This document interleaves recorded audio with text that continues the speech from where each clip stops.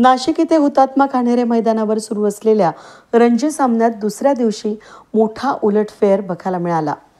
महाराष्ट्राच्या संघानं कालच्या धावसंख्येमध्ये 39 धावांची भर घालून महाराष्ट्र संघानं सर्व बाद 297 धावा केल्या. यात बडोद्याचा गोलंदाज अजित सेठनं 6 बळी घेतले, तर महाराष्ट्राचा फलंदाज सौरभ नवले याने सर्वाधिक 83 धावा केल्या. याला प्रत्युत्तर देत बडोदा संघाची सुरुवात अडखळत झाली.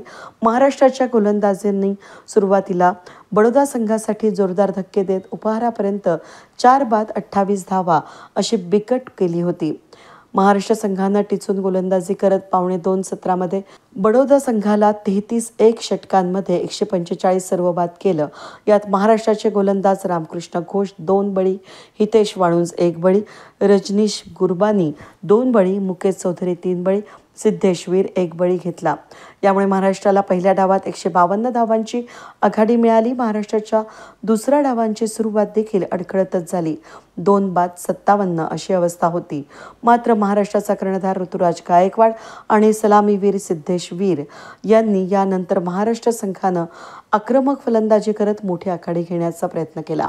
यावेळी नाशिकच्या हुतात्मा कान्हेरे मैदानावर दुसऱ्या दिवशी क्रिकेटप्रेमींनी मोठी गर्दी केल्याचं बघायला मिळालं. वेद न्यूजसाठी प्रतिनिधी कमलाकर तिवड्यांसह मी मनाली गर्गे, नाशिक.